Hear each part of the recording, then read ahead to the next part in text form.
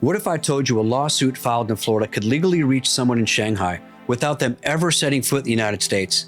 No warning, no hearing, just a knock on the door, and suddenly they're in a real legal fight across the world.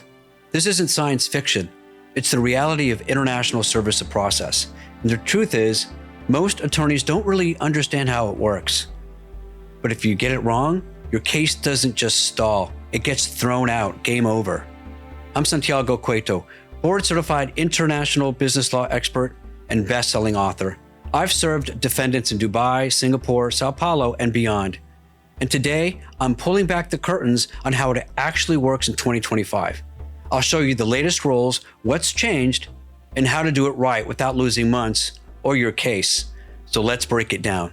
International service process sounds procedural, but in truth, it's strategic warfare. One misstep and your jurisdiction collapses. One delay and your leverage vanishes. In 2025, the landscape is more complicated than ever.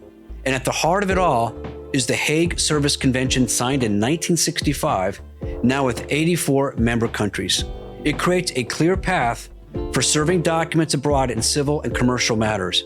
If your defendant is located in a Hague country, you can follow a standard process using that country's central authority to handle service domestically while you maintain compliance with U.S. and foreign law. Now here's how you handle it. Let's say I'm representing a Florida company suing a former distributor in France. I prepare the appropriate Hague request, translate it if required, and transmit it to France's central authority. They arrange local service and send it back a certificate proving that it was done. That certificate is gold. It's my proof that proper service occurred under international and U.S. standards. But not all countries make it easy. India, for example, has objected to alternative methods like mail or private service. That means if you try to serve a defendant in India by FedEx, but through a process server, even if they receive it, it's invalid.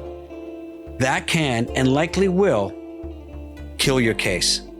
Now let's say your defendant lives in South Korea.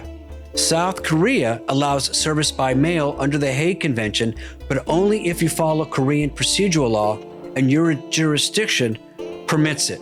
A recent U.S. Supreme Court decision now allows mail by service under Article 10, but only if the host country hasn't objected.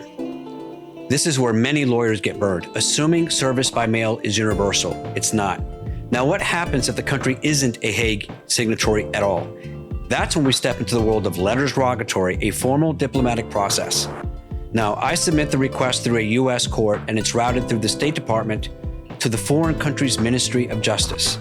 But it's slow, expensive, and bureaucratic. But sometimes it's the only route. Now, here's a key update for 2025 that most people misunderstand.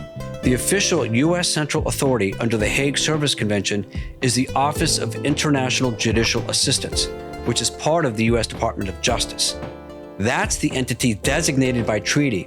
But since 2003, the DOJ has contracted ABC Legal to carry out the ministerial act of receiving and serving Hague requests on private individuals and companies inside the U.S. That contract was renewed in February 2025 and extends through January 2030.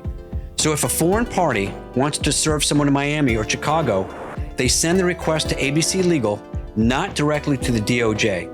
ABC Legal executes service and returns the certificate on behalf of the DOJ. In short, the DOJ is the brain, ABC Legal is the muscle. One's the official authority, the other is the operations arm. If you mix them up, the whole process can break. So why does this matter so much? Because without proper service, your entire lawsuit is on life support. Now you can win on the merits, but if service was flawed, the judgment can be overturned even years later. I've seen it happen. I had a case earlier this year where the defendant was hiding out in mainland China.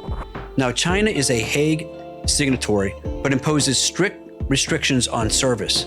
We follow the official central authority process exactly, no shortcuts. Months later, we had a certificate of service and the green light to proceed. That precision allowed us to get a default judgment and register it for enforcement in Hong Kong, where the defendant's bank accounts were located. Now, importantly, judges are increasingly approving alternative service methods under the federal rules, including email, WhatsApp, even blockchain notices, if the destination country hasn't prohibited it and you show the defendant is avoiding formal service. But again, you must know when and where you can legally do that. And when the target is a foreign state, a state-owned company, or a diplomatic mission, now you're governed by the Foreign Sovereign Immunities Act. Now that statute has its own hierarchy of service methods, starting with diplomatic service through the Department of State. You must follow it precisely. Miss one step and the case is gone. Here's the bottom line. International service of process isn't just about getting a document into someone's hands. It's about jurisdiction. It's about enforceability. It's about credibility in court. If you get it right, it unlocks your case across borders. If you get it wrong, you'll lose before you ever start. Now, if this video helped clarify the process, or if you know someone in a cross-border dispute, please hit that like button and subscribe to the channel. I release new videos every week on high-stakes international litigation, cross-border tactics, and strategies for protecting what's yours. Because justice may start in Florida, but it doesn't end there.